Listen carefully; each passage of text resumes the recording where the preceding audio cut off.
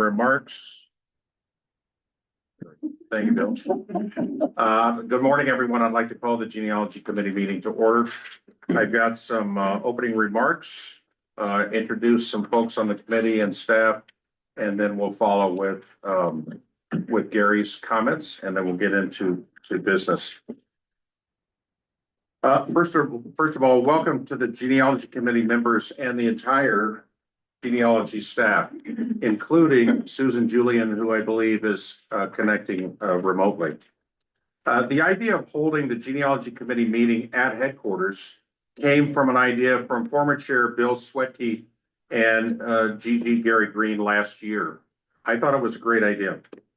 The goal of which is to both foster and reinforce the strong working relationship the committee and the staff have. It is obvious the genealogy policy the committee is entrusted to maintain and the processing procedures that the staff every day the staff follows every day must be aligned. And this alignment happens when we work closely together and maintain a mutual trust with each other. So again, I'm thrilled to be holding the meeting here. I apologize. It took a little time for folks to walk down, but I think the value that you'll get in both interacting with the staff and seeing where the sausage is made over here, I think it'll be beneficial to all. I want to introduce the 6 subcommittees that we have formed this year. 4 we've had in place for some time. 2 are new. I'd like to start with the DNA subcommittee. Tim Peterman has agreed to chair that subcommittee, and members include Jim Falkenberry, Stephen Quay, Bobby Holtz, and representing staff on that subcommittee is Susan Julian. The second subcommittee is the flagging subcommittee. Chris Smithson has agreed to chair that. Derek Brown is a member, Kevin Mullen, Troy Bailey, and representing staff on that subcommittee is Bill Birchfield. The APG subcommittee, again, been in place for quite some time. David Temple has agreed to chair that subcommittee with members of Dennis Van Warmer, Stephen Gaines, Kent Gregory, and representing staff is JC Stokes, who is one of our newer genealogy staff members. We had a subcommittee called I think it was Revolutionary War Taxes Subcommittee. Bill Swetke has agreed to chair that subcommittee and thought that it might make sense to change the title of it to the All Things Service. You may recall the Camp Charlotte project that the committee worked on last year, which I think something like that, while it's not directly taxes related, it is definitely service related, and the whole purpose of taxes is to define qualified service. So we've combined that. Bill came up with a new title. I love it, All Things Service. With him on that subcommittee is Chris Smithson, Stephen Gahaffer, and representing staff is Vanessa C., also a new genealogy staff member. The 2 new subcommittees that we formed, the first one is the Pending Applications Subcommittee. I think we're all aware that resolving pending applications is especially on new applications. If we don't get those pending applications resolved, we do not gain members. And we're trying to gain members. And bringing a resource to state societies to help them resolve the reasons an application was pending, I think will be a great resource for the state societies to utilize. And the way this will work is when an application is pending by staff, it will go back to the state point of contact. The state point of contact will have the responsibility and the choice, I suppose, to utilize the pending applications subcommittee and all of the resources that we have. And it's a powerful subcommittee led by Chris Smithson to utilize all the resources that we have. This is not a mandated action. We don't think it should be a mandated action. but we also think it should be driven through the state point of contact so that the ideas, the solutions that come out of this subcommittee can be shared both with the state and the local registers that worked on the applications in the first place. The idea is to help each other become better in submitting applications. So members on that committee is Chris Smithson, again chairing, Bill Swetke, John Schatzel, Kevin Mullen, and representing staff will be Denise Hall. The last subcommittee, which also is new with this term, is our proof summary subcommittee. That will go in connection with the new proof summary forms that will be discussed as today's meeting. And the goal of that subcommittee is to provide to provide a broad range of samples of what a acceptable proof summary ought to look like. And then that will become a part of the APG, again, to provide my goal in this is to provide resources to members. Because the better resources we have to members, the better quality applications will be submitted. The better quality applications will be submitted. The throughput through the genealogy department will increase. If the throughput of the genealogy department increases, what happens to backlog? It goes down. So that is Gary and my goal this year, and I think we're aligned in that. The two new staff members that I haven't introduced yet because I ran out of subcommittees for them to serve on is Kim Robbins and Tim Taylor. Tim, we're actually sharing with the registrar's department, so he's only, I think, 1 day a week in the genealogy department. Otherwise, he works with Jonathan and as a registrar. Okay. Chair for I'm sorry, Chair for the Oh, I'm sorry, Ron Bearden. And I did, oh, yeah, thank you, Derek. Ron Bearden has agreed to chair the proof summary subcommittee, and David Lambert is a member of that committee, as am I, and Deborah Maddox has agreed to keep us in line. Thank you, Deb. All right. With that, I would like to introduce Genealogist General Gary Green for his comments. Well, good morning. First of all, I need to thank everybody for being on this committee and thank everybody for participating in the meeting. This is probably as important a committee as we have for getting the SAR on board, making sure we survive. The first introduction I'd like to make is the owl. Those of you who can't see the owl, it's right in front of you, and it points to whomever is speaking. So as you introduce yourself, I'm Gary Green from North Carolina, and I'm the genealogist general. It'll pick up and come to me, and then people in the Zoom land will get to be able to see who's talking.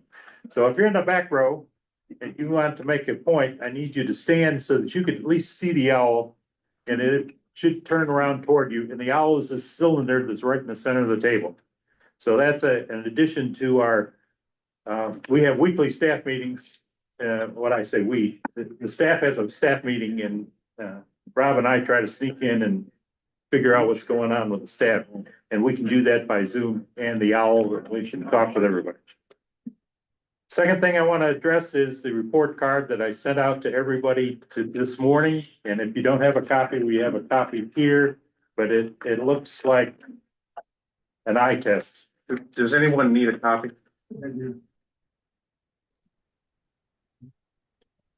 Anybody else? One of the back.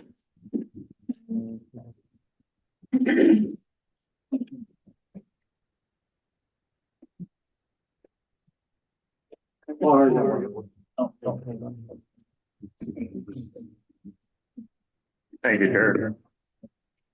Okay, the report card is kind of a where are we at this point? And this is as of the 21st September 2024. So that's not on the form. You may have to write it on your form so that you know what the date is. The first 3 columns, 4 columns, or whatever are the items that were in position or part of the backlog at this point. So we had 30,000 or 3,000 regular applications, 1,885 supplemental, 33 memorials that were waiting to be reviewed on the 21st of September. That is reduced or adjusted within the week since we're on the 1st of October. The next bunch of columns is probably where you want to figure what the places that I come up with on these columns. So the first one is the approved. That's a good number. The second column is adjustments required. If our staff has to contact you to say, I didn't get the DAR form, or I didn't get the birth certificate with mail, or I don't connect generations 5 to 6, they're gonna write an email to you. That takes time away from what they're supposed to be doing, is approving applications. So if they're sending you an email, that's gonna slow down the process, and that's called the adjustments required. Then you can get to the approval already, and this whole chart is saying, I wanna check on who's sending me our staff approval-ready applications. The column on pended is a concern for me. That is those applications that are pended prior to 1 January 2024 and are still not resolved. And when you get into the 10s and 20s and 30s on that, it's telling me we don't have a plan in our state society for fixing those pending applications, and that needs to be adjusted. Something has to happen in the state society to change that process. Hopefully, the pending application subcommittee can help out with some of them. But we have to have a process within the state society that says we're going to make these work. And I've seen the comment with, well, I can't solve it. We can't solve it. We've sent it to the pending committee and they can't solve it. The next step is withdrawal. It doesn't need to be sitting there saying we're not gonna work it. It needs to be withdrawn, and that's that column that's the end. Okay, so there's a formula that Rob and I push back and forth that comes up with and gives you a approval-ready processed percentage. If you look at the bottom right-hand corner, we're at 64% nationally. That is not a good report card to take home to mama. You'd never want to take anything that's failing to mama on that. So if we're above, let's say we're above 70%, maybe we're passing. And there are some societies who are doing an outstanding job that might have 1 or 2 blips here and there, and we're all gonna make mistakes. But they're solving those things and they're doing it quickly and they're continuing on. So that's when you get the high marks. So if your society is in that low end, I recommend you talk to your leadership in the state society and say, how are we addressing this in our society? And for those of you who are above the 90%, God bless you all, because that is making everybody else do better. And that's a positive. Speaking of positives, I would like to present a concept, and this will, everybody wants to get to the head of the line. Everybody, you know, if you get into the Starbucks, you want to be in the front row so you can get your venti caramel macchiato early and whatever. So what do we do in genealogy? Well, there's always, let's put the family applications in first. Let's do this first. Let's do something else first so that we are getting ahead. I would like to make it on a, if you do something right basis, you get ahead. So my concept would be preferential placement for those societies who achieved the Genealogist General Award. This is not in the Genealogist General Award right now. Now you get a streamer and a certificate and say, thank you, appreciate your work. The streamer goes to the state. You can't wear it on your lapel. You can't do anything else. But what if we said all those societies who achieved the Genealogist General Award get preferential placement of their applications for that month? So I'll give Alabama kudos because they've been doing their job. They're on the list of getting a Genealogist General Award. I would like to put them, when their applications come in October, I would like to put them, so they're the first ones reviewed in October. Not necessarily ahead of everybody else, but ahead of everybody else within their, Submission month. submission month. I realize everybody else is saying, well, geez, Alabama doesn't do, well, Alabama does a fair amount of work, and I think it's a possibility that we could look at that. Jim, I'm sorry. Jim Falconberry, California. When I was GG, Okay, Alabama and two other states constantly won, but it was based on the number of applications they were submitting too. Mhm. And I gave honorable mention to four other states that never would reach that category because they were a small state, but they never had a pending application. Okay. So this would not fit that. well, we adjust I agree. I adjusted the award last year to say everybody and those who were tied who make the minimum criteria would achieve the award. So there were 10 societies that achieved the Genealogy General Award, the change in criterion last year. And those 10 societies are, includes Kansas, God bless them all. New Jersey, Delaware, Oregon, Nebraska, New Mexico, Idaho, Canada, and the Dakotas, and they made the minimum standard from Genealogy General Award. So as I would see it, and I would like to present that to the committee for discussion is that something we want to try to do to give a preferential? Because this is zero pending applications by the end of the calendar year is what we're getting grading. So if you make a mistake and it's pending for whatever, and Tim Peterman fixes it because he's a Kansas guy and he fixes it, then he's rewarded because he has zero at the end of the deal, not a negative that he made a mistake or something happened, but he can make it accomplished. So my goal would be, let's get these pending applications cleaned up. And this would help in that regard is if I had 50% of our societies getting zero applications pending at the end of the year, Successful. I win. Tim. Yes, I do think that a carrot does in fact work a lot better than a stick on this type of stuff. If state registrars get the sense that there is something in it for them, that their applications will be will be processed more quickly, that would definitely be a reward that people might take note of better than anything else we've done. I think we should definitely consider that. Any other comments from committee members? Jim? Speaking again, Jim Falconberry, California. I think that might also hurt our membership because right now we have people that are waiting 17 weeks. How are they going to know that because our state registrar didn't do a very good job, they've got to wait an extra 3 weeks? So State registrar might have to explain it. Gary Green from North Carolina. I don't, we're gonna get to whether this is a formal motion yet or not, but I think this is a good discussion. Kate Gregory? Well, I think it's kind of opening a can of worms, because the six, how many did you name? 10. 10. Okay, for those 10, they'll be thrilled. But then you have 40 other states that they're gonna be grumbling because of the wait time.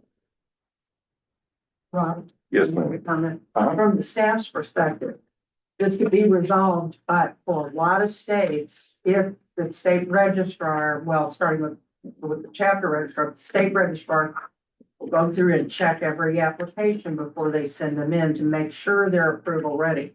We know, we've had state registrars admit that they don't look at them, and we can tell when we get there. Just like when you guys were volunteering and Gary Green was doing a lot of it, but doing some pre-screens on the applications, before we even look at them, they're awaiting review, in the file drawers and checking to see if the birth certificate has a gender on it. That's very simple. It's one simple thing. And if the DAR record copy is printed correctly, those two, those should never come here. That's an easy thing. Anybody could see that if you're checking them before you send them in. So if you'll eliminate those and you know, a lot of the pendant status will go away, but you have to check them and just send them on. So, and that is your all's job, whoever, those of you who are registrars, you have the power to say, no, you all have to fix them before we can send it in. Other comments? John and Susan, I know you're online. Any comments from either of you?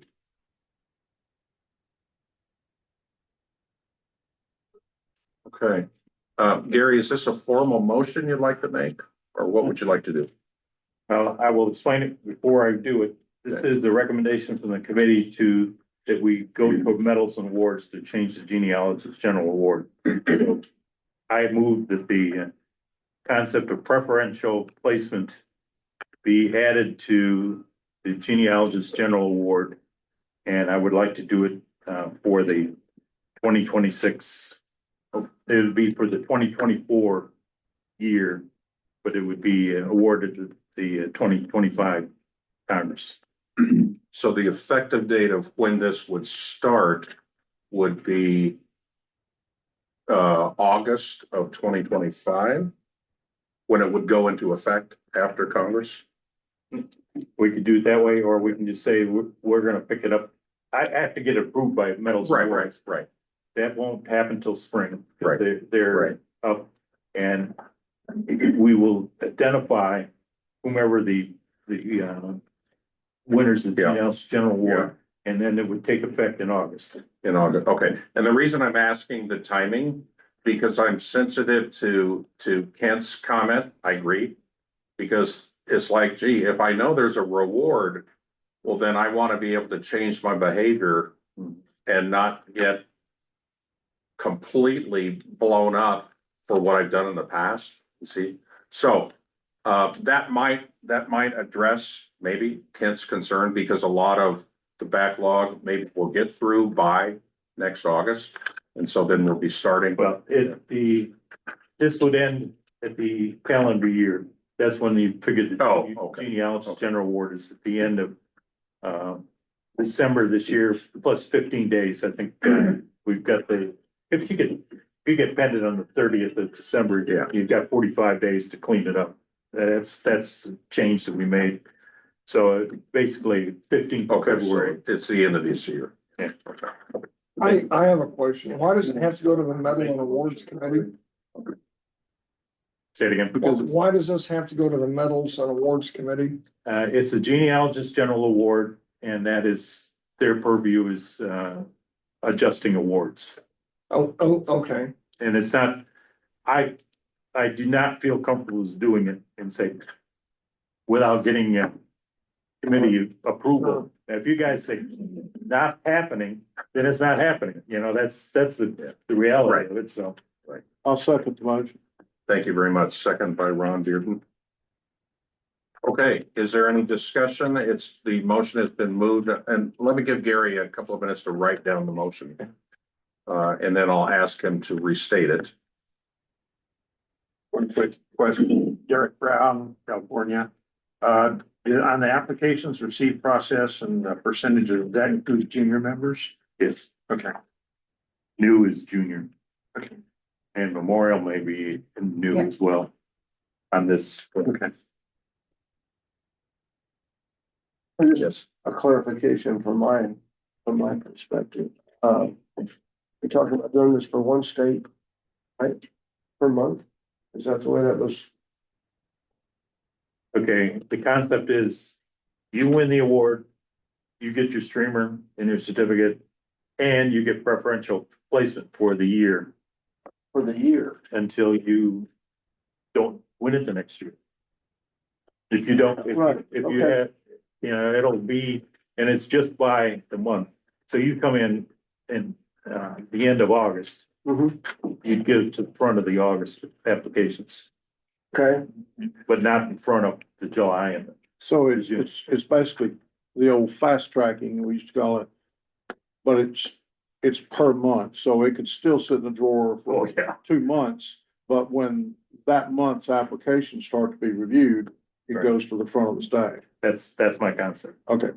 Now, can I ask one other question? Please. Now, there's not a lot in the, we've discussed a lot that's in this, but there's not a lot of, meat actually in this motion, I don't think. So I'm assuming that you're gonna actually work on the exact wording of this thing and explain how it will happen before you present that to Medals and Awards. Right. I want the concept approved by the And then committee, you're gonna and then work on we're the gonna wording. have to get the wording and run it by the committee one more time before we go to medals and awards, which will be in the spring. Question? Yes. By the way, I apologize for folks online. Please introduce yourself and your society. David Witter, Oregon. How workable is this for the staff? And I was gonna mention that, because as we, get the applications and the log sheets, we will manually have to pull those and move them to the front of the drawer that we're working, that are coming up for review. So we will have to, that'll have to be something that we work out, how we're gonna do them. And is this gonna be for new members and supplemental? Sorry. My initial thought was new members, but I don't know. I don't know, that would be a discussion. Maybe we want to do it, two members first and see what we do. Exactly. Big states are gonna. Deborah Maddox, that's genealogy. Never get it. I would like to also, if this does get passed, there probably needs to be some type of explanation sent out to the membership. Because the ones that are not on this committee, that do not know that this has been put into place and they see the status report. And all of a sudden they're gonna be like, well, what is going on with that? Why is mine not being taken care of? So there needs to be some proactiveness on the front of communication, on the front end of the, so that people understand.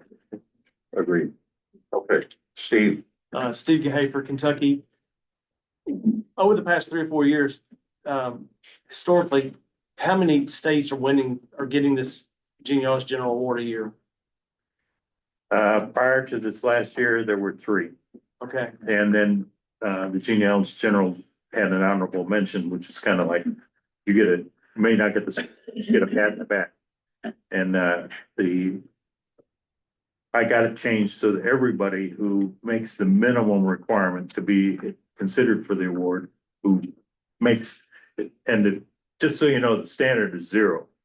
There are no pendants at the end of the year for these 10 societies. In the past, if you were a larger society, then you would get the preference treatment because you had more members and more applications going in, and that left some of the lesser societies like, well, you did a good job, but you're not big enough. So, well, which leads to my next question. So if we've got 3 states that are doing this, how are those states going to be put in order each month? I mean, is Alabama always going to be first and Oh. Kentucky third? Oh, Well, alphabet. I mean, yeah, you've got that whole conundrum there. fair question. I would say that becomes the date of arrival. If the first guy is there on the 1st of August and the next guy is the 31st of August, 31st of August is gonna fall behind in that sense, but that'll be a logistical nightmare initially, but I think we put it in. Jim? There'll be one every month. Oh, I'm sorry. Yeah, I think Ron was next. Okay, so. Ron it Beard, would- Alabama. Ron Beard in Alabama, I'm sorry. So it would be not just one state, it would be all the states who got the Genealogy General's Award who would be given Yes. this, okay. Jim. Okay, my concern, and maybe you can explain it better with the new criteria, but it was the same 3 states that won during my 3 years. Are those 3 states still at the top, and are they gonna be forever getting priority? They may because they are taking care of business. I mean, Okay. they're doing, And those three were large. yes. They were large states. That's a lot of applications compared to the little states. And they don't all come in August. They come through the year, so it would be spread out, but, these are good questions. I just don't. I want the concept more than anything. I think we had a question right here. Yeah, Bill Eagle with the Georgia Society. I heard Gary say, genealogist general award means no pending. Did I understand you correctly? There's no pending At the end of December, for that year, for that state. correct? Okay. Okay, I think Tim, you had a question. Yes, Tim Peterman, Kansas Society.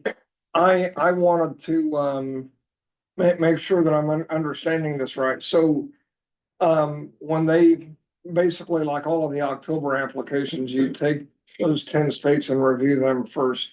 My assumption is that you would then review all of the rest of the October applications for the, states that didn't, that weren't in that group before you begin the November applications. Right. So actually, it's not like we would see the states, the other states slipping months and months behind. It's just that within that 1 month time, Right. one would deal with those 10 first and then the rest.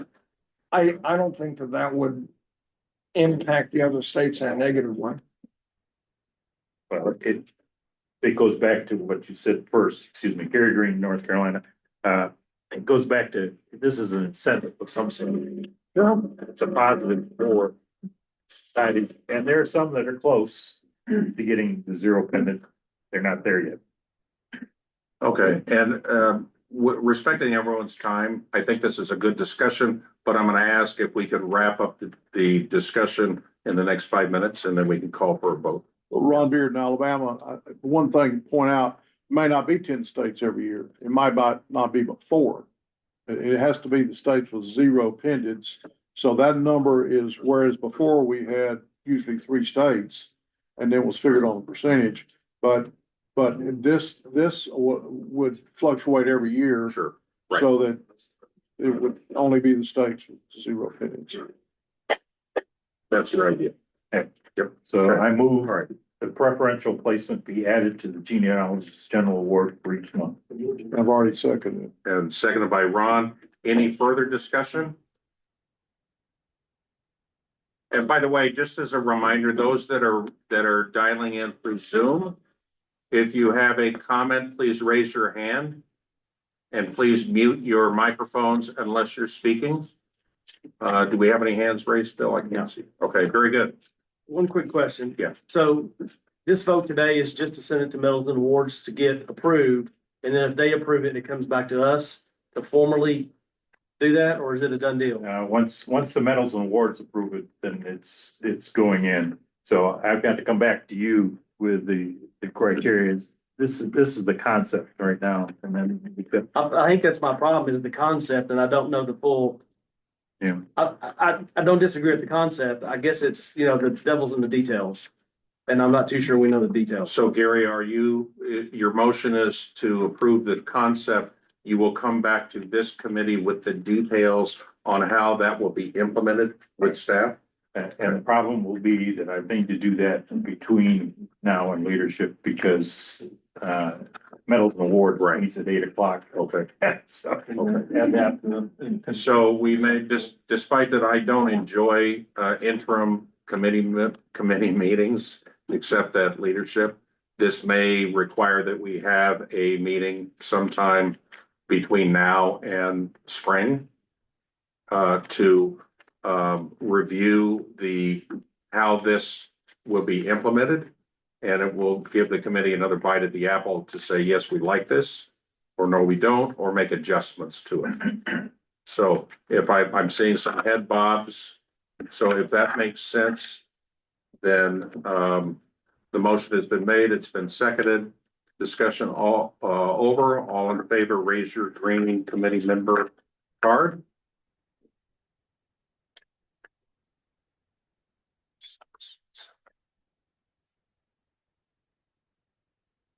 Okay, 11. And did we have a vote online, Bill? Yes, there Should be are John Schatzel.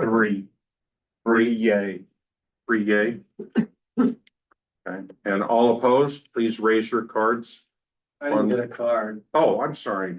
I can't.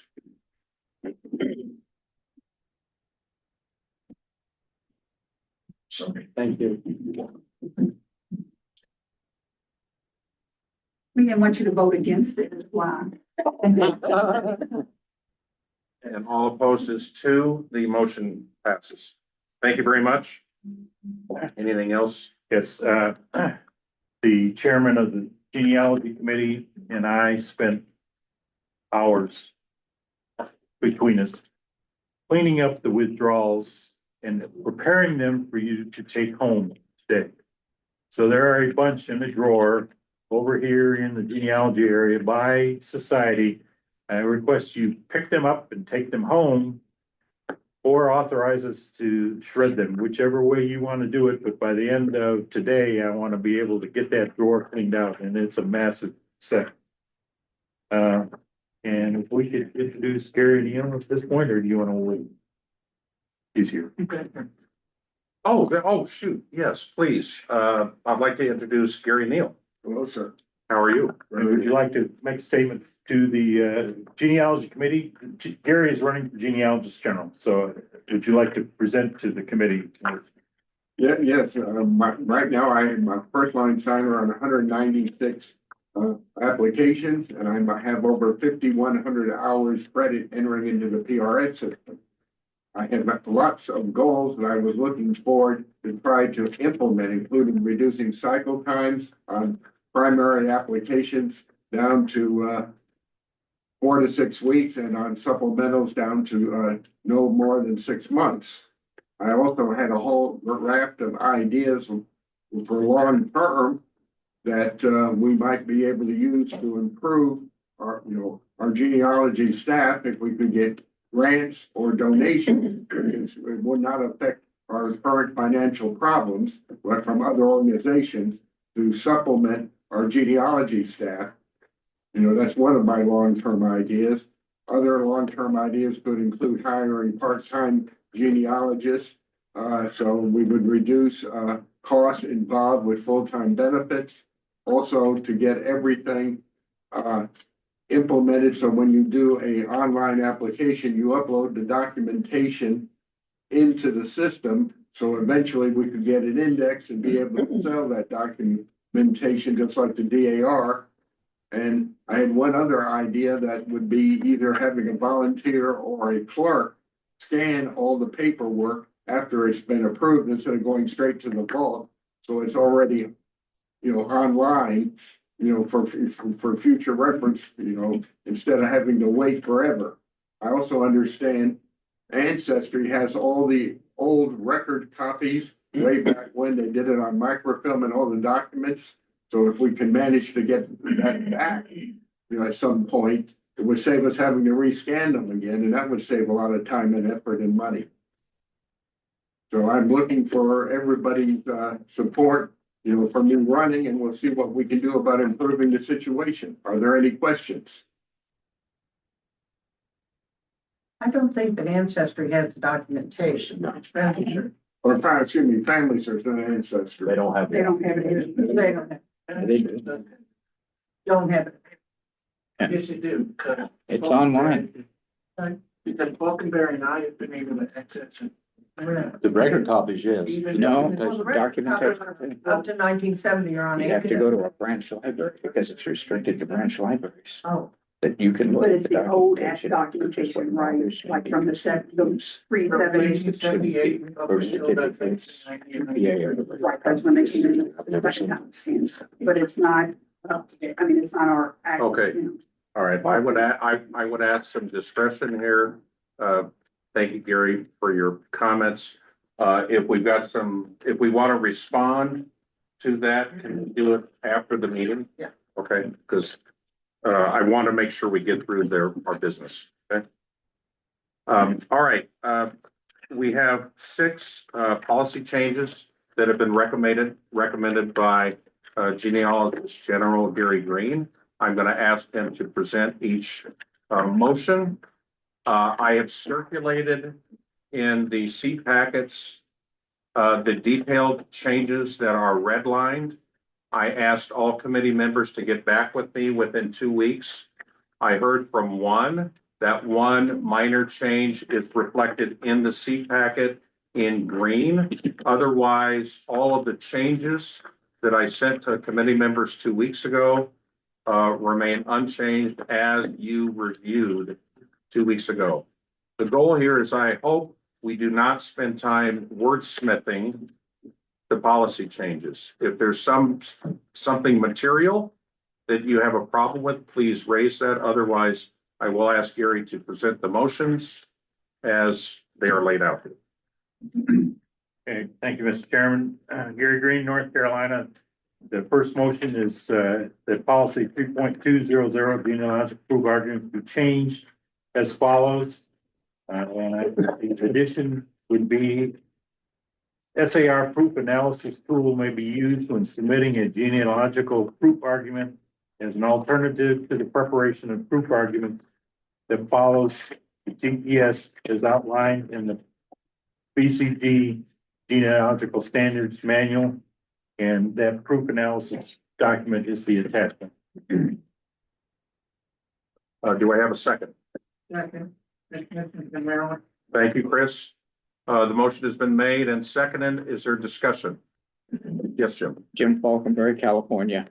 The only problem I have with this, and also the discussion on the document itself, which is a later one of your amendments, is you call it an alternative to the preparation of a proof argument. It's not an alternative. It's a suggested implementation, method of implementation. Alternative says we don't need the GPS, but you list the GPS as a requirement if you look at what the statement of your proof argument is. I think you can either remove totally that it's an alternative, or you can change it to a suggested implementation. So how would you propose that be changed, Jim?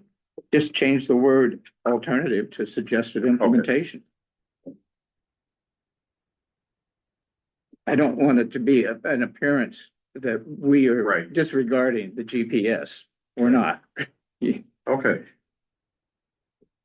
So that will now read. Can I make a comment, sir? John Kraft? Yeah, hang on one second, John. So Jim, you're saying that this should now read the SAR proof analysis tool may be used when submitting a genealogical proof argument as a suggested implementation to the preparation of a proof argument, which follows the GPS as outlined. Is that? Yeah. Okay, very good. Okay. You John? have it behind you too, staff. Let John say something. Okay. John.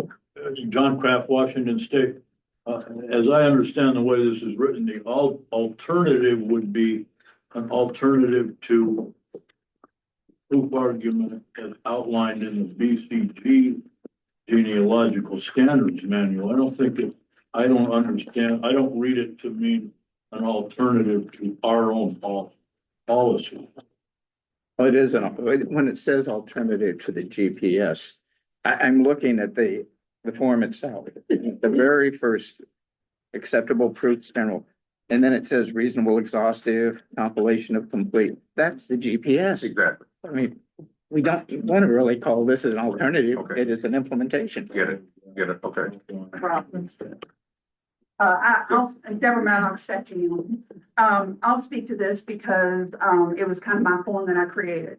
And the mentality behind this, Joan, is the fact that you all have the policy, SAR has policy about the GPS, the BCG standard, all of that. And that's a great policy. I believe in it. I've done them. I agree with it. The reality where the rubber is hitting the road, we're not getting those. We're not getting people doing that. So what we wanted to come and put something into place where they can either follow the GPS, do it letter by letter of how to do that. Yeah. Or they can use this form to put it in some semblance of order so that they kind of understand, because what we're getting now is 50 pages of here's all this, make some sense out of it, and they may be writing some stuff up, but it's not coherent, or if it is, it's not really necessary in certain situations. So it was just a way of trying to corral that, because we are just getting so many of them that don't have any form or fashion. I mean, Bobby Holsey even admitted that, you know, with all the applications you've done, you've never had to do like a proof argument and didn't know how to do it. So we were trying to create something to help people that wanted to know really how to do it and not go through all the steps of the GPS. So, Okay, I'm gonna pause just for a moment because I think what Jim offered was an amendment to Gary's motion. And so we've stated it. Do I have a second on Jim's amendment? I second the motion, Chris Mister from Maryland. Thank you, Chris. The amendment to Gary's motion has been made and seconded. Is there discussion on Jim's amendment? Hearing none, I would ask for a vote. All in favor of Jim's amendment, raise your card. 1, 2, 3, 4, 6, 7, 8, 9, 10, 11. 11? And how about online and 2 online? So, what is 3? 3, 13 online. 13, 14, or 14. Okay, and all opposed, please raise your card. Okay, carries unanimously. Thank you very much. Okay, now let's get to discussion on the motion itself, and I think. I Bobby, would just like to ask one question on page 1 of the proof argument analysis tool. The very bottom, bold print. The following genealogical proof argument only contains 2 pages and should not be altered to contain more than that. Any form received containing more than 2 pages will not be reviewed. In other words, if you can't fit it into that space, you've got to do it the other way. Is that basically what that's saying? I believe it that's. was, and the reason why is because I mean, that sounds kind of, it's meant to be kind of harsh, because it becomes your slidey, you know, the sliding into, well, some people know how to manipulate Adobe PDFs. And so the next thing you know, they're gonna manipulate the form in order to just squeeze a little bit more out or whatever. And again, this is meant to be helpful and abbreviate and be very succinct on the way you're describing something, you know. So that's why we kind of were like, let's just limit it to 2 pages. Otherwise, we're getting back into the 5, 10 pages that we're getting already. So. Okay, other discussion? Oh, go ahead, Tim. Yeah, Tim Peterman, Kansas Society.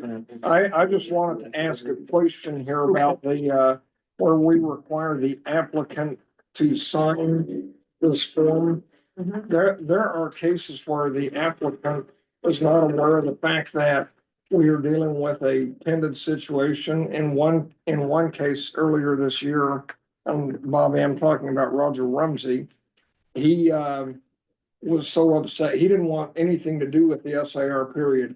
His application has now been approved, and thankfully, we believe his opinion and attitude has changed. But if we had put this on him to sign at that time, he would have probably just said, no, forget it. Are you talking about it because it had been pinned, then you did a GPS? We had to do a GPS because it had been pinned. But if we had put it on him that he had to sign this, there's a reasonable possibility that he would not. but he's apparently out of Los Kansas. He was extremely grateful to everybody that was involved in getting that approved. He couldn't believe that anybody cared enough to do that. And so consequently, what we did pull off turned out to be quite good in the long run. But I would make the applicant's signature optional. Right, is that an amendment? Would you like to make that an amendment to Gary's motion? Hang on just a second. I could make it an amendment, yeah. But we're not addressing form of this. Okay. Policy. Oh, you know what? Thank you very much. This discussion is about the use of the form. The detail of the form, we will lay out in the application processing manual, the APG, okay? I don't know that the detail on something like that makes sense to inject in a policy debate. Okay, The policy is about whether we're going to use the form or not, okay? Could I ask that tolerance on that? One comment about that before we move Uh-huh, on. I agree with Tim uh-huh, that most applicants never know a proof argument or proof summary's been written. Okay. Then we have to mail the thing to them. Yep. For signature. Yep. I think it only should bear the signature of the proof argument, proof summary writer, composer. okay, very good. All right, well, we'll deal with that as we with the staff, if I gotta ask that. Okay, any other discussion, Richard? Jared Yellen, I'm a chapter registrar from Tennessee, and I use the form. I've written other proof statements, but I thoroughly love the form. I get everything I need to put in on the form. I've done one, so I think it's positive. Very good. Thank you very much. Okay, any other discussion? All right, I'll call the vote. All in favor of this motion to adopt the use of the SAR proof argument analysis tool, please raise your card. 1, 2, 3, 4, 5, 6, 7, 8, 9, 10, 11, 12, 13. How many online? 3. 16 in favor. All opposed, please raise your card. Seeing none, the motion is approved or adopted. All right, the next one, Gary, please present your motion. Genealogy green, general green, I recommend that policy 6.100, 6.1001 application form documentation be changed as follows. The first part is applications not meeting the following requirements will be pended and returned to the state point of contact.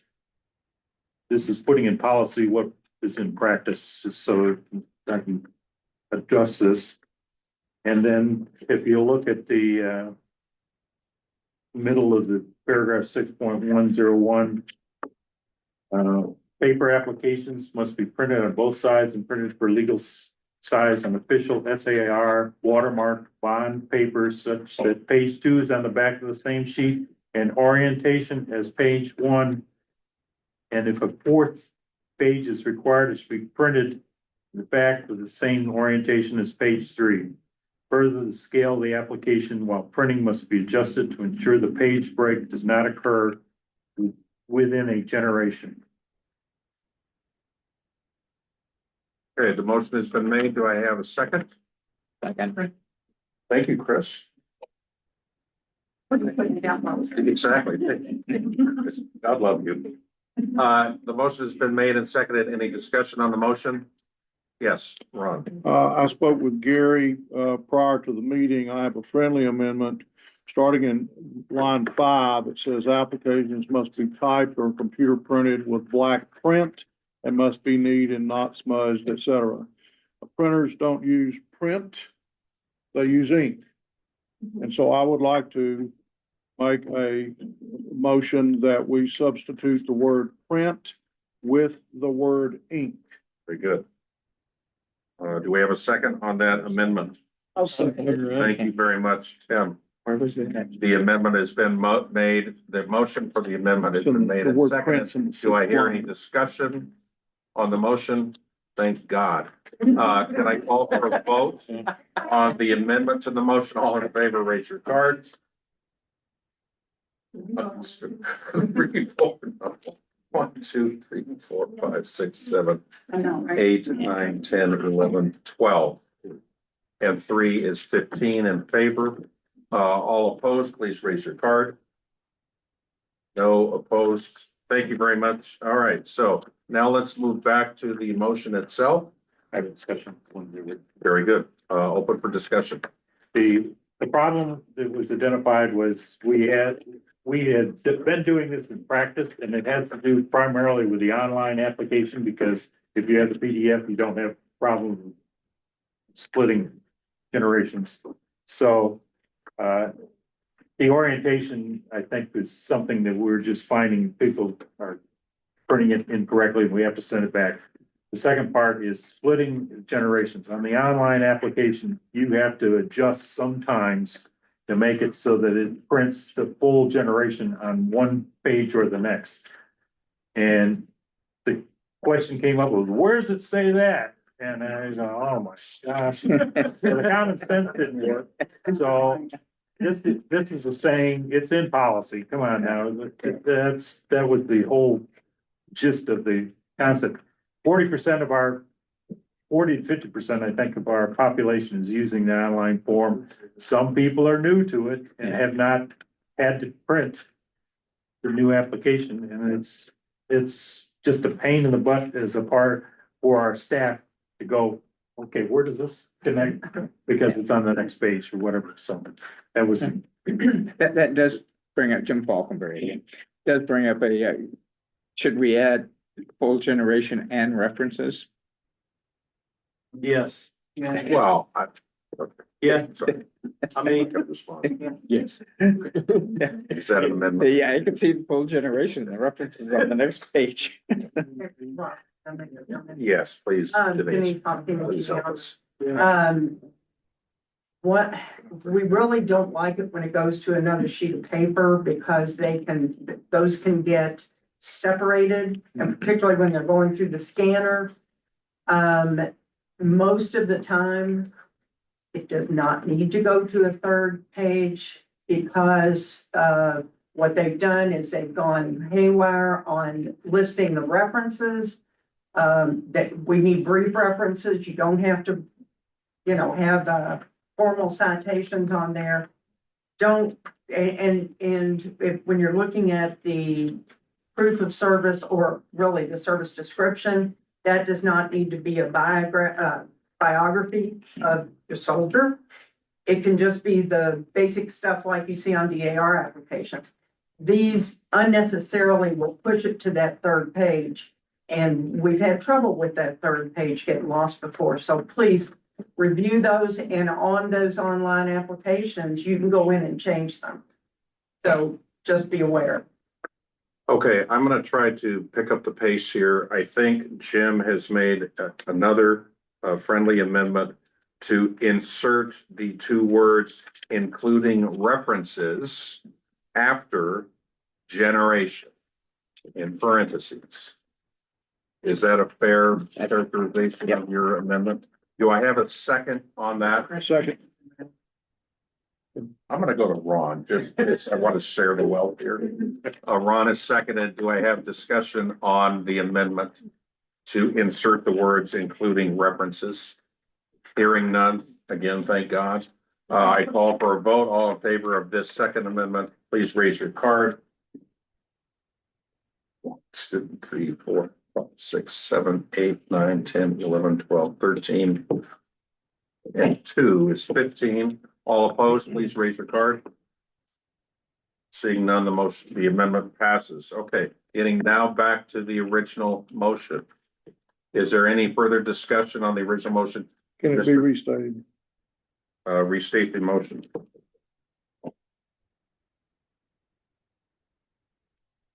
Okay, I moved 6.1, 6.1001. Application form documentation we changed as follows. The line, all applications not meeting the following requirements will be appended and returned to the state point of contact. On lines 6 of the forms changed black print, black ink, and the orientation should be the same on page 1 as on page 2, and the orientation is page 1 and the 4th page is required to be printed on the back of the sheet, and the same orientation. Further, the scale of application page while printing must be adjusted to ensure the page break does not occur within a generation, including references. Beautiful. Okay, any other discussion, Mr. Gregory? I'm not opposed to this, but it is in the printing instructions on the online system. It is, I'm sorry, it's I what? believe it's in the printing and the instructions that you're supposed to read every time you go into the system. It is. Thank you for reminding us.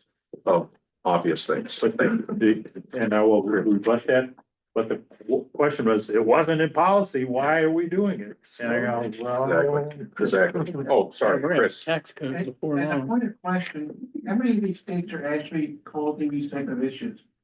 5, 10? Donna. I talk like Oh, yeah, please. Vanessa, Vanessa. staff genealogist, more than you would think.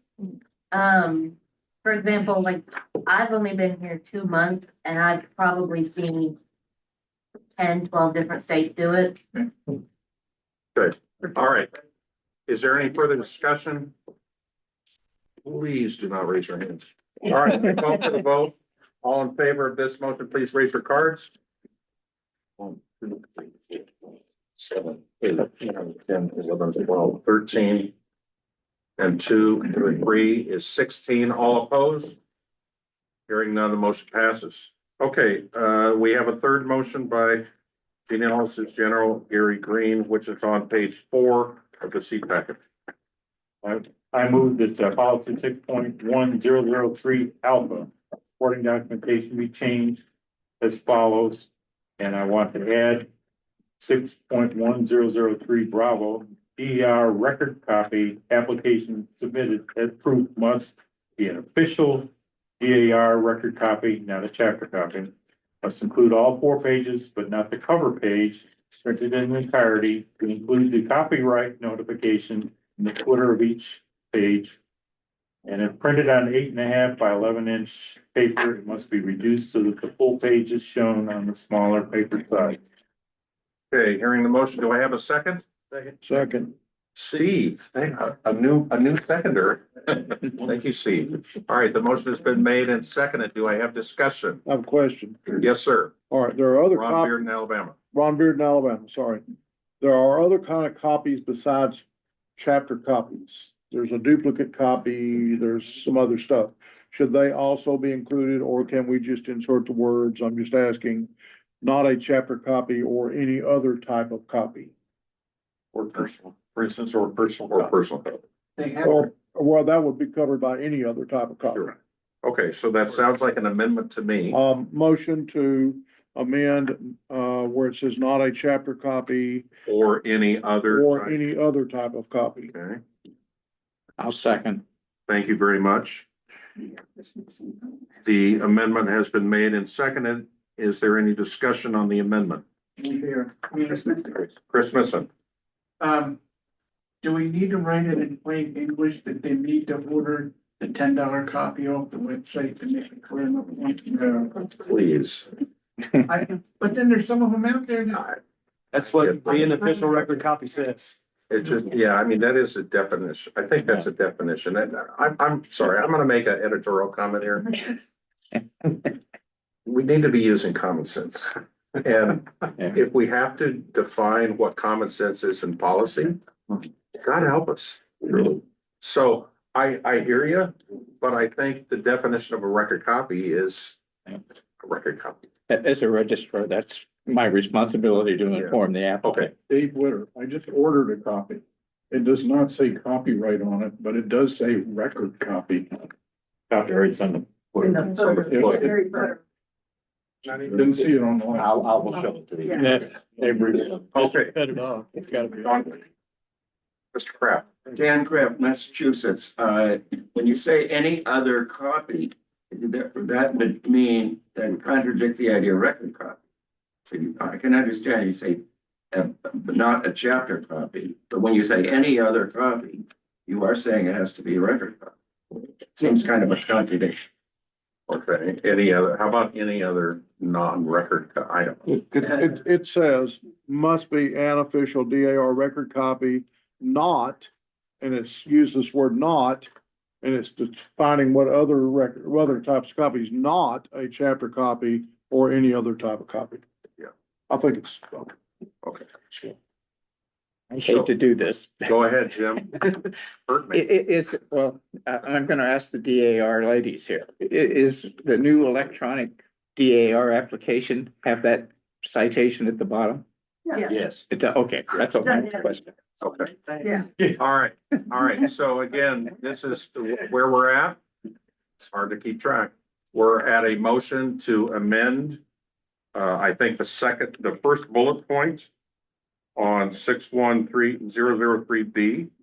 It has been seconded. Any other discussion on this amendment coming from Mr. Bearden? Thank you. I call for a vote. All in favor of the amendment, please raise your card. 1, 2, 3, 4, 5. Voted. 1, 2, 3, 4, 5, 6, 7, 8, 9, 10, 11, 12, 13. All opposed? Thank you. I see no opposed. The amendment passes. Now let's get back to discussion about the motion itself. Is there any other discussion about the motion itself? Seeing none. Call for a vote. All in favor, raise your card. 1, 2, 3, 4, 5, 8, 10, 11, 12, 13, and 3 is 16. All opposed? Motion carries. Thank you very much. Now we're in the fourth motion by genealogist General Green on the bottom of page 4. Policy 6.141004, supporting documentation be changed as follows. 6.1004 dates. All dates must be entered using the format outlined in GCP's 3.6002.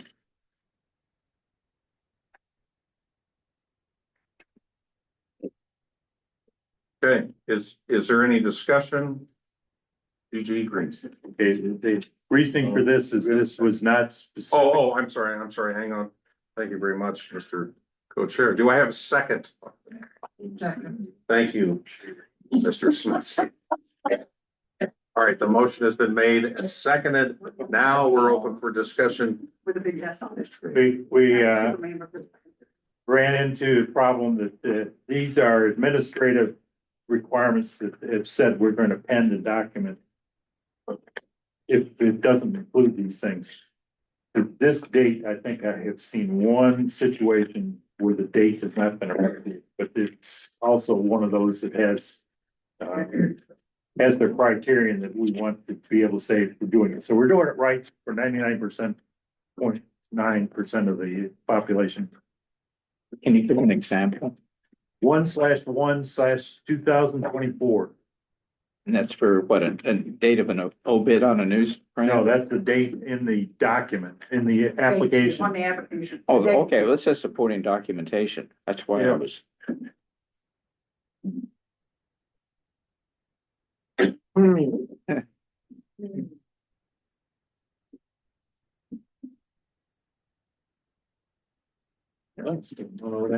Oh, this motion is just on the bottom of page 4. It's simply ensuring that the date format is used on everything. But it says it's for supporting documentation, Yeah. and you can't control that. In the bold, Yeah. black, right above the red. Oh, I see. That's If it's printed, if it's an obit. just you a can't- discussion item. That's not part of the motion. It's just, It seems to me the motion's in the wrong Yeah, section. motion's in the wrong section. This has nothing to do with the record copy. okay. All right, I'm gonna make I have a a, question. yes. Troy Bailey, Ohio. I'm not understanding this because are we to put dates on the supporting documentation? That's what it sounds like. It's a misprint. What, it's a, Okay, it's a Mr. It misprint. goes on And the, I've got to fix it. So It's a misprint. on the application. You're gonna fix it now or? I don't have the, Cause I don't think have it's the already. policies in front of me. That's Oh. concerning. In the Yeah. Von Bearden, Alabama, in the most recent version of Genealogy Committee policies, this 6.1004 does not exist. Yeah, this is adding the requirement for dates to that section of the Okay, policy. so it's a new. Yes. 6 point. It's whatever. yes. Okay, got it. It's a new subsection to that part of policy to add dates, to require the use of dates in this format. That's what this is doing. So I need to change the phrase supporting documentation is really what the concern is. So it's the application. Isn't that already in the application?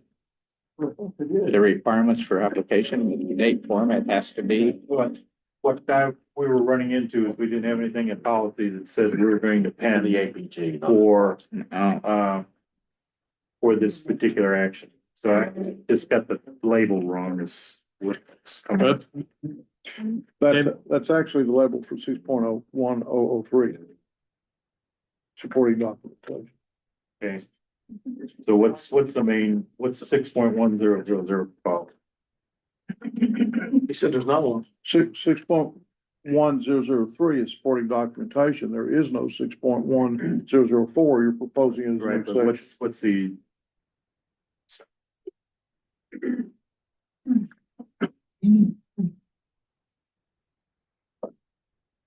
Discussion.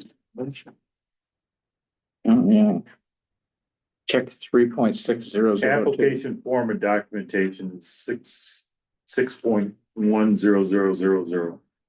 So that shouldn't have, we're adding this, but it's under application form and documentation.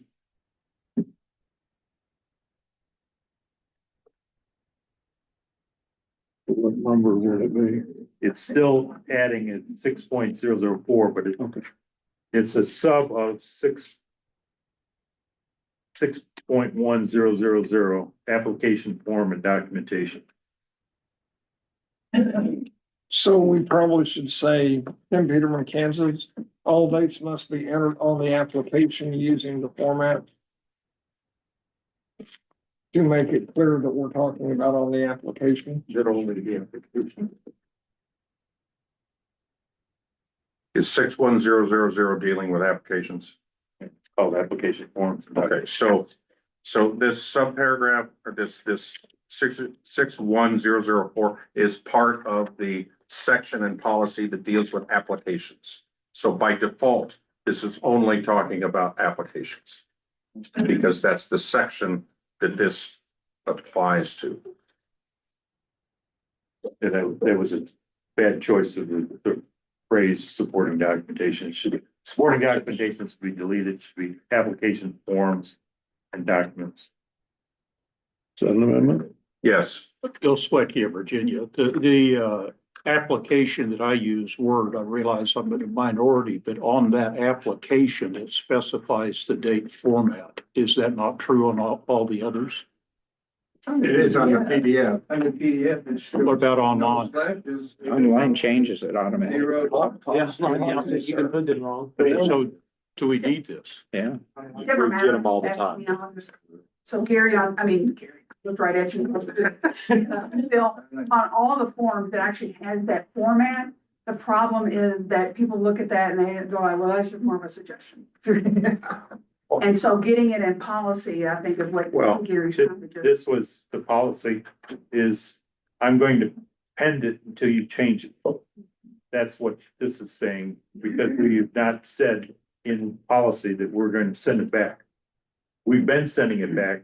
That's the Okay. practice. What form is causing it? Because the It online was form on a automatically PDF. fixes it for you if you put it in the wrong. form. Bill Swecky again, I think I have the floor. You do. If it's on the application, that is mandated by the trustees. I don't think we need further authority in sending back. Okay.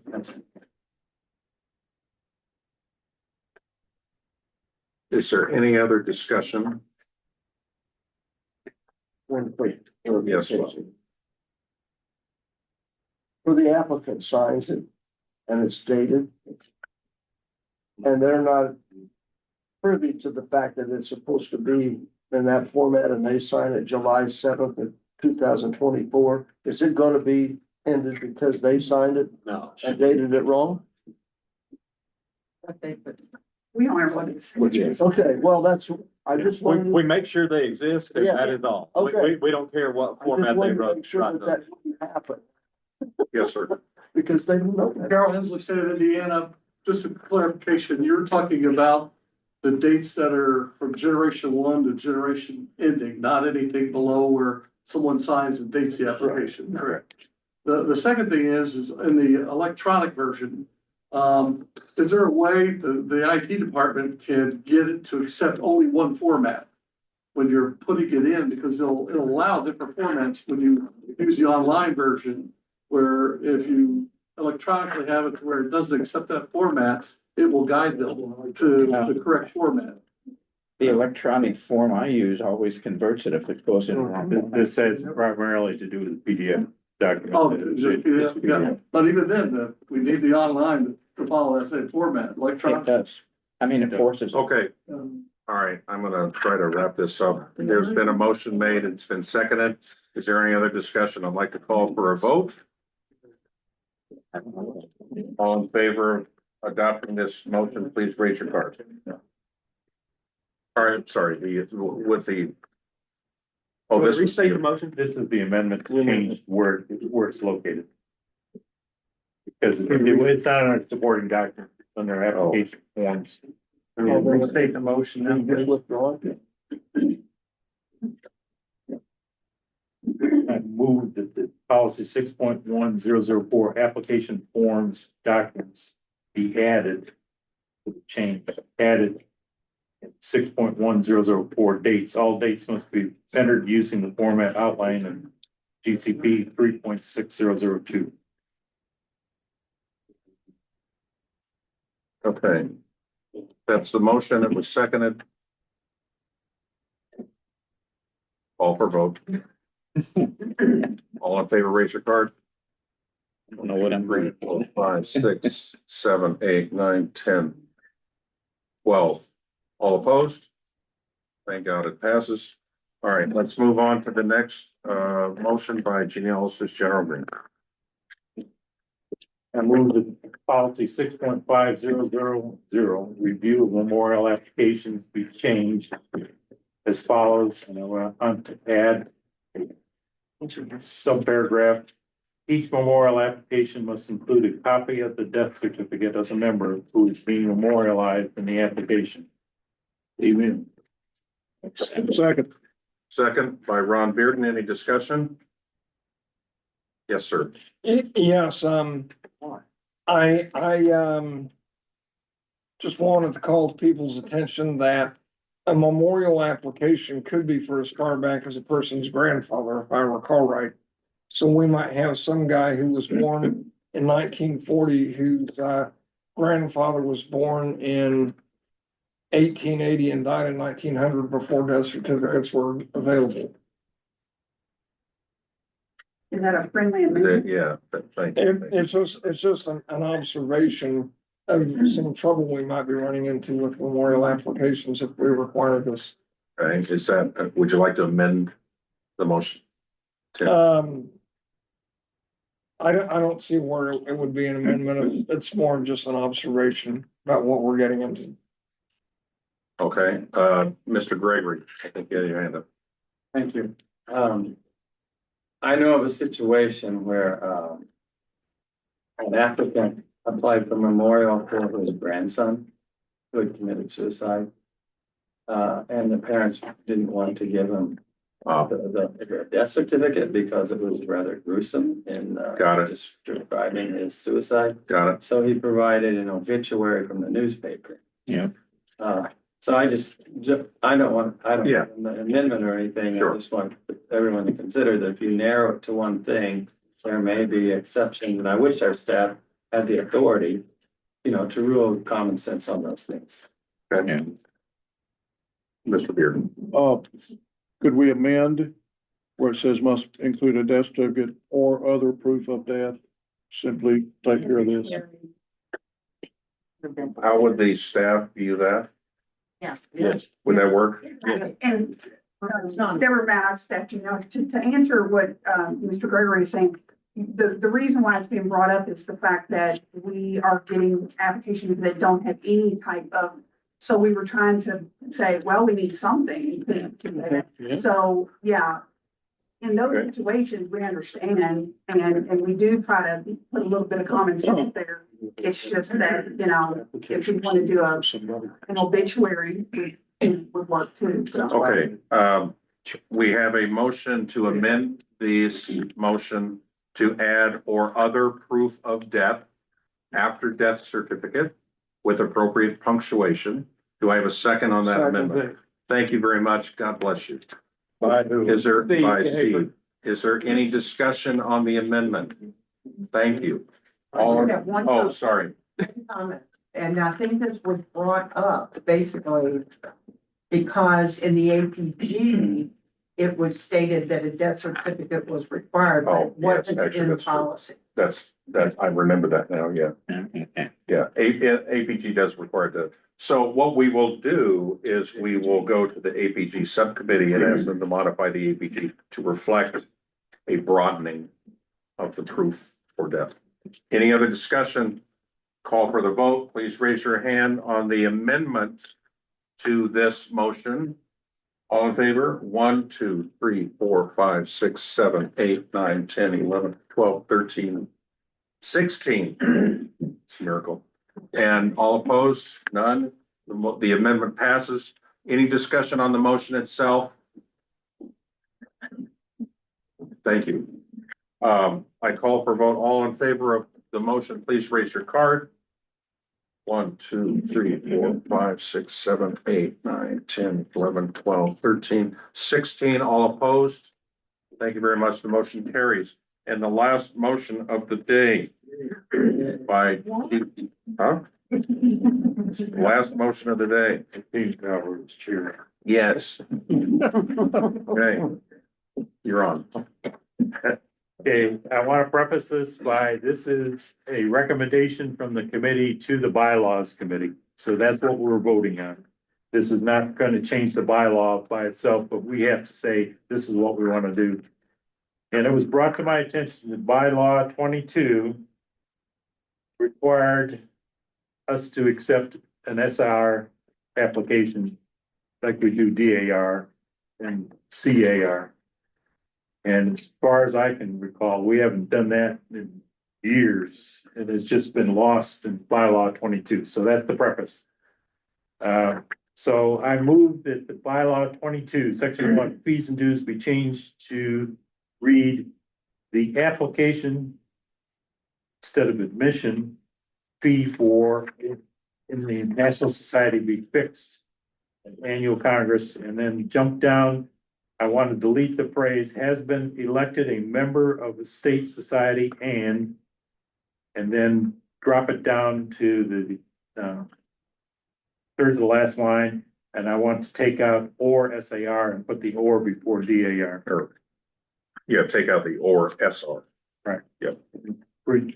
Put the or in front of DAR. Okay. Do I hear a second on that motion? Second, Troy, a new seconder. Great. All right, the motion's been made and seconded. Is there discussion on the motion? Hearing none. I call for vote. All in favor of the motion, please raise your cards. 1, 2, 3, 4, 5, 6, 7, 8, 9, 10, 11, 12, 13. And all opposed? Anybody opposed? Motion carries. Thank you very much. All right, that concludes all of our existing business. Do we have, let me just look at my notes here. Are you gonna want those subcommittees? Yeah, so here's new business. I've got 2 topics that I would ask members to volunteer. I need like 2 people for each or 2 people for both to volunteer on to work on a change in preparation of spring leadership. The 2 changes are, you may recall, those who've been on the committee for a while, we had a lot of discussion on how to present a married woman's name on the application. You may recall that we tabled that. We made some changes to that section, but we tabled the actual method that we would present that married name, again, previous married name, on the application. That is now conflicting with how our staff is practicing it. And it actually conflicts with, and by the way, I'm not saying that, this is all, that this is the authority, but it also conflicts with the way the DAR presents it on their applications. So I'd ask, is there a couple guys that would like to volunteer to work on that topic again, Ron Bearden and Chris, thank you. Bless your hearts. All right, and then the last one is, Memorials. the memorial, and Ron, I'm sorry, remind me what that was. Okay, only a Oh, family. so policy today reads that only a family member can sponsor a memorial application. There has been inquiries to allow, say, a state registrar to sponsor a memorial application. And that could be on the behalf of a widow who has no, and her husband passed and had no family members who could sponsor his memorial application within the SAR. Okay, and so does that, That's part of it. okay, The other part is when you have a family group of 4 or 5, one is deceased, they still would like that sequential national number to be part of the family group. And if of course, anybody, a chapter registrar can sponsor the living 4, but then what about the 5th member? We would have to wait till those 4 got approved before one of them could sponsor, and to keep it in sequence with the national numbers and state numbers, then we could have just the state registrar and limit it, because we don't want to open the thing up and get into a big can of worms, but have it where just the state registrars can sponsor a memorial application. And in the case of a family group coming in where there are not already members, or in the case of the DAR lady whose husband has passed and there is no other. so we clear on that. The policy today requires that only a member can sponsor a memorial application. If you're submitting a family package for 4 new members and a deceased 5th family member at the same time, those 4 have to be approved before you can submit the memorial, which means it eliminates the ability to have sequential numbers. So anyway, is there a couple of people that like to work on that? Chris, bless your heart, and Ron, great, wonderful, okay. I have something to say about this. Yeah. I've been to the result end of this numerous times with the family plan. What's happened is they've approved them all, but then my name was on all of them as the sponsor, and then I'm deleted out as the sponsor of the deceased, and they credited one of the family members that just got approved with that sponsorship. Oh, What happened? okay. But that would cease to exist if we come up with an idea and we change it. That's what's going on right now. Yeah, and that worked in this particular case, but it caused staff to have to adjust the process. Right. And we're trying to avoid having the staff to adjust anything so that they can focus on approving apps. Okay? All right, so Currently, what we have to, you have to have a member in good standing who's within 2 generational connections. Yeah. Of the memorial applicant, and that whole line has already been approved because that person is submitting. Yeah. So this way, we have to circumvent it to prove other people first. Get what I'm saying? Case in point, Hold on. Gonna be discussing. we need a committee for that. Yeah, anyway, we're not, this isn't about debate. This is about asking 2 guys to sacrifice some time and to come up with something. They'll bring it back to spring. We got that resolved. Thank you very much. My final comments before I release you. The societies that have withdrawn applications that Gary and I filed in a file drawer over there. And by the way, I would invite everybody, if you've never been to the genealogy department, the new genealogy department, please stop by. Way out. And look at some file drawers and you can see a little bit of the process around it. Anyway, if you're from this state, please pick up your package before you leave. Otherwise, we're gonna put them in the shred bin. Arizona, California, Colorado, Dakota, and that's combined North and South, Florida, Georgia, Illinois, Kansas, Maryland, Minnesota, Mississippi, Missouri, or Missouri, New Hampshire, New Jersey, New York, Nebraska, Nevada, North Carolina, Ohio, Oklahoma, Pennsylvania, South Carolina, Tennessee, Texas, Virginia, and finally West Virginia. Please pick up your packages. Is there any other new business to resolve today? Rob, may I make a Whoa, couple of comments? yes, ma'am. You're like me out of it. I'm sorry, I did. I'm sorry. Well, for one thing, we want to thank, genealogist General Green and Chairman Rob Sexton for helping us this week, and John Kraft. They had volunteered and gone through, pre-screening applications, withdrawals, flagging. I mean, there's a variety of administrative duties that we do that you all don't ever see or know about that take us away from doing applications. It's, paper intensive for one thing, and filing and pulling files and putting them back.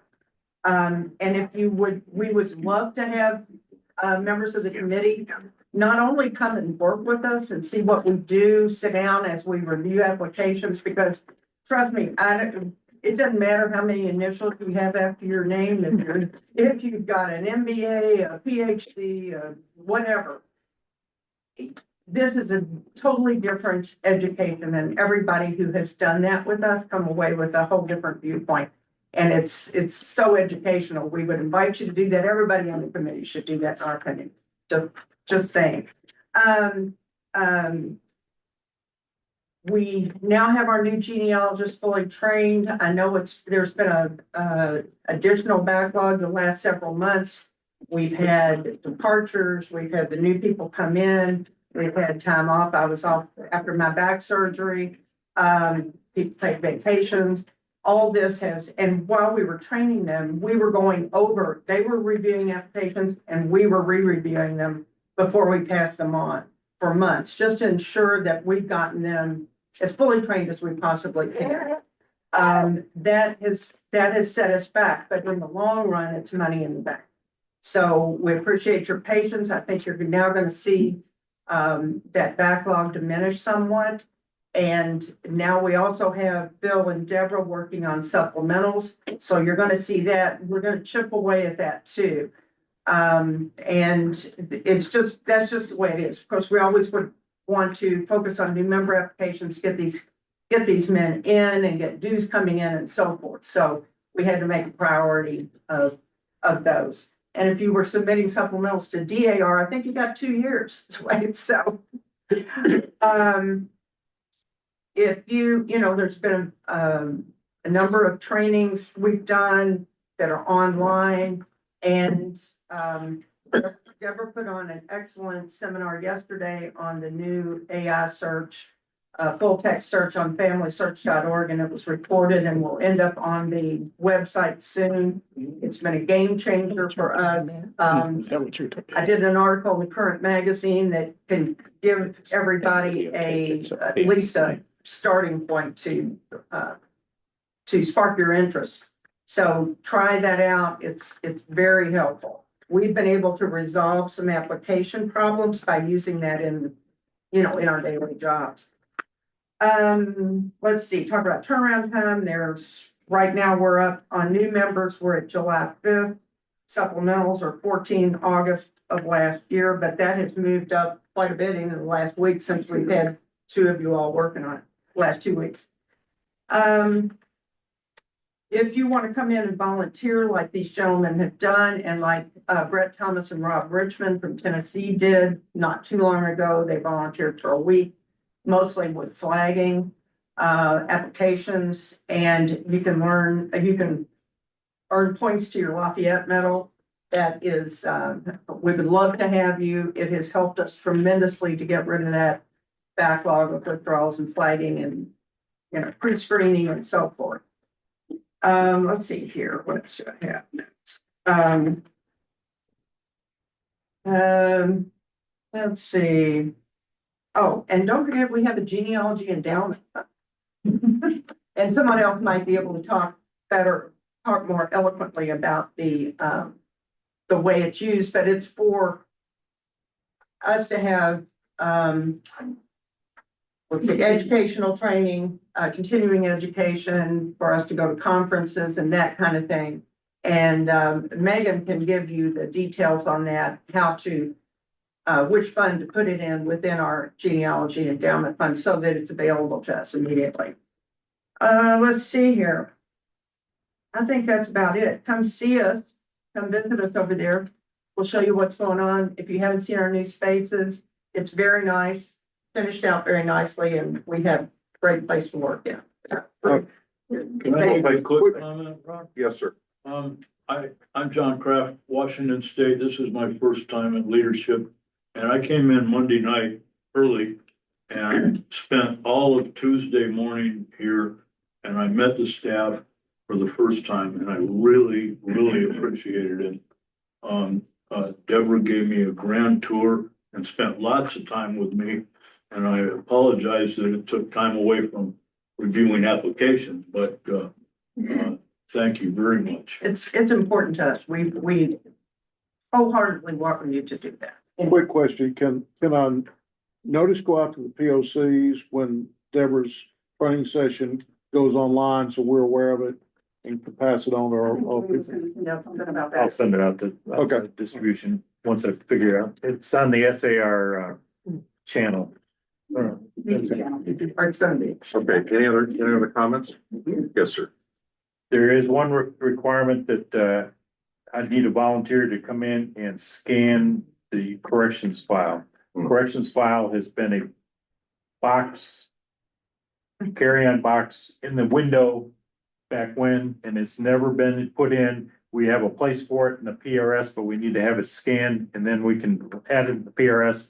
Or when that Patriot comes up, then we've got some information to work on it, and it is in an inappropriate place right now when we have technology that can help us, but I need some help, somebody scanning, and they have to be here. I can't, Chris offered to take it home and scan it, and you go, no. So I said, okay, disregard. Gary, could you explain what that is? There are guys who come in and explain, they've got a proof argument to say, well, my Patriot isn't my Patriot. The DNA says he's not even in the line. We need to adjust that. Well, we'll get to it. And what the DAR does is they put it in their correction file, and when that individual comes up, they go back and say, oh, well, here's some information on this guy. It's the reasoning why a service or a lineage was flagged. These are on already approved. Yeah. And they're just sitting, waiting to be used. The problem is we have to have corporate memory, and we invited Vanessa to come in and get that corporate memory within 2 months, and she isn't quite kept there. So we need to help her. My bad. You're doing okay. She's got a couple of decades already, but anyway, so if there's anyone while you're here, or if you're local and you want to come over and spend a couple hours scanning, it helps out. All the volunteer hours helps out because it allows them to keep processing applications. Okay, Becoming a leadership early next time. Yeah. I mean, all right. One more thing. Yes. Deborah Maddox at Genealogy. I just wanted to let you all know, everything that Denise said is 100% accurate. But as of, you all are sitting here after all the majority of the construction has been done. Oh, yeah. This was done at my desk and sitting at my desk, and they were 10 feet away from me while I was trying to work. And then they were under my. And then they were under Denise's desk, they were over here, and then, The noise we had to put up with is still. so here's that one. And then this is my favorite one. So I know, right? You know, only to just kind of bring home the point of, we've had a lot of challenges in the last year, and so, you know, while we've been trying to do our best, sometimes the situation wasn't always the best. So, Oh, and volunteers, don't forget to fill out your volunteer forms. Any of y'all that's volunteered, so it goes towards your lobby. Okay, I'm gonna dismiss staff. Yes, sir. Of course. I'm purely a guest of your committee today. First of all, I want to praise your chairman here for doing such a wonderful job. I was amazed that none of you moved to fisticuffs. Well, I'm so appreciative, first of all, of what you all do for our society. One of the things my father left me was an exact duplicate of George Washington's ring. And I have that today, and if you just see me around, would like to take a look at it, they have to put a duplicate in it, so it couldn't be new, used wrong. I want to thank the staff in particular, because of what you all do. We know that you have people that are very serious about what they're doing and what you're doing. And we really, really thank you so much for that. Genealogy is not my thing, but music and fraternity is my thing. And I want to tell you that Maryland is very, very proud that they may, I may institute what is called the famous Maryland Hospitality Room. And if you are going to Connecticut, I want you to make sure that you remember to stop by the Maryland Hospitality Room. You will have a wonderful libation. You'll have little nice, good things to eat and lots of fraternity, which is my thing. I love that. That's why I really love SAR for fraternity more than anything else. So, so please make yourself available. And God bless you all for what you do, because the integrity of this organization depends on you. And that is extraordinary. Thank you for that. I have a very distinguishing thing in that I am collaterally directed to two former president generals. One, my father, and one, Governor Edwin Warfield, who is the most popular governor Maryland has ever had, and also from the people of New Orleans. Love him to death. He created what is called Defender's Day, which was to memorialize the Battle of Baltimore and our flag. And that is extraordinarily important. And I want to thank you all so much for what you do. I sincerely mean that. Great, thank Thank you. you. Appreciate your comments. Who was your father? Wilson K. Barnes. Okay. I'm a junior. Okay, with that, I'd like to dismiss staff if you the rest could hang around just for a minute. And yeah, go ahead. We're gonna end the meeting on Zoom.